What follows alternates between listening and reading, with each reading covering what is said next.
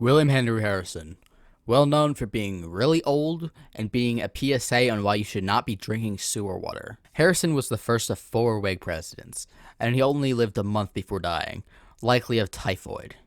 He was succeeded by John Tyler, whose legacy is actually really important to our nation's history. John Tyler is where the trajectory of the United States fundamentally changed. So that leads to one key question. What if William Henry Harrison never died? Like as in, never. The guy is immortal. So the Jackson presidency scared many into fearing the presidency ousting the powers of Congress. And this was a fundamental Whig ideology. In fact, for the Whigs at least, this was why it wouldn't be until we were in a civil war for a second term to be won.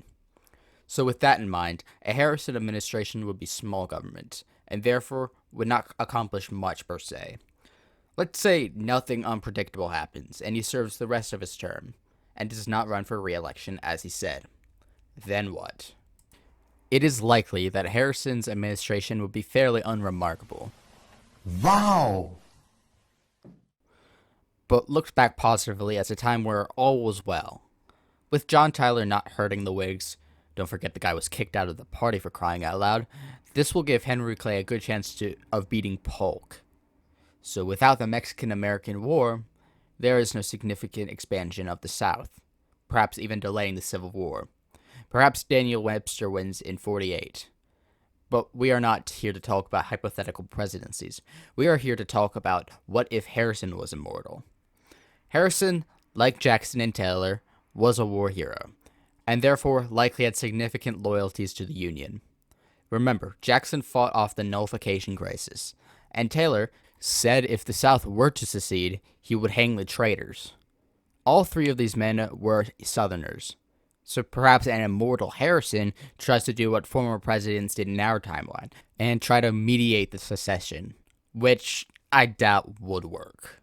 So if the South does secede, you bet he will be fighting the traitors.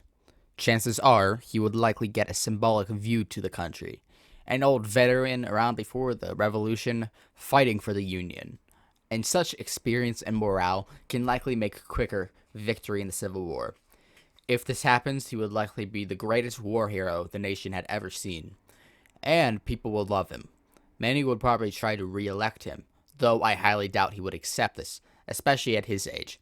1873 will be an interesting time, a president reaching the age of 100.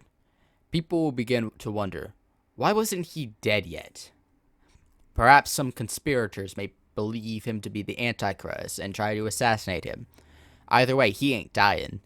He would get significant attention from the international and medical community, and perhaps many may try to study him and figure out why this man hasn't died yet. Once he gets the world's attention, his life will be a nightmare. Constant studies and superstitions may frustrate him. Perhaps he becomes a great diplomat, mediating World War I. Yeah, that's not going to change nothing. Over time, perhaps the Soviets try to kidnap him a number of times. Perhaps he ruins Ronald Reagan's age joke. For our friends in the press who place a high premium on accuracy, let me say, I did not actually hear George Washington say that.